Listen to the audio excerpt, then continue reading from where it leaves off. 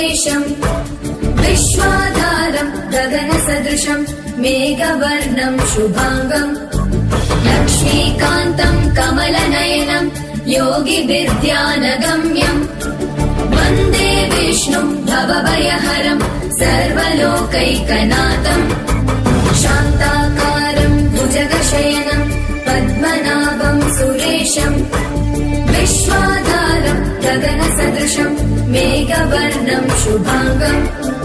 लक्ष्मीकान्तम् कमलनयनम् योगिविद्यानगम्यम् वन्दे विष्णुम् भवभयहरम् सर्वलोकैकनाथम् त्रैलोक्यपूजितः श्रीमान् सदा विजय वर्धन शान्तिः कुरु गदा पाणे नारायण नमोऽस्तुते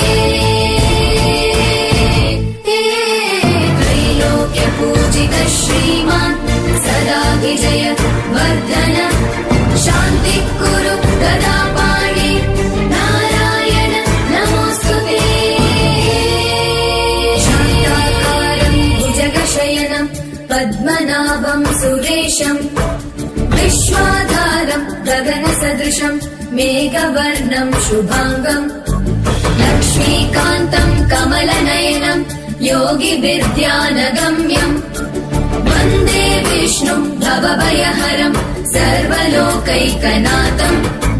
शान्ताकारम् भुजगशयनम् पद्मनाभम् सुरेशम् विश्वाधारम् गगनसदृशम् मेघवर्णम् शुभाङ्गम् लक्ष्मीकान्तम् कमलनयनम् योगिविद्यानगम्यम् वन्दे विष्णुम् भवभयहरम् सर्वलोकैकनाथम् त्रैलोक्यपूजितः श्रीमान् सदा विजय वर्धन शान्तिः कुरु गदा पाणे नारायण नमोऽस्तुते त्रैलोक्यपूजितः श्रीमान् सदा विजय वर्धन शान्तिः कुरु गदा पाणे नारायण नमोऽस्तुते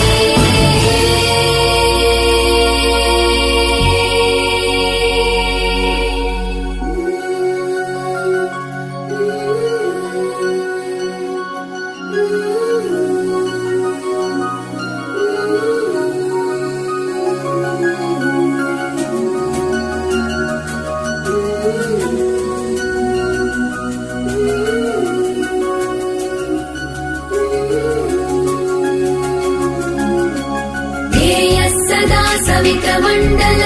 मध्यवर्ति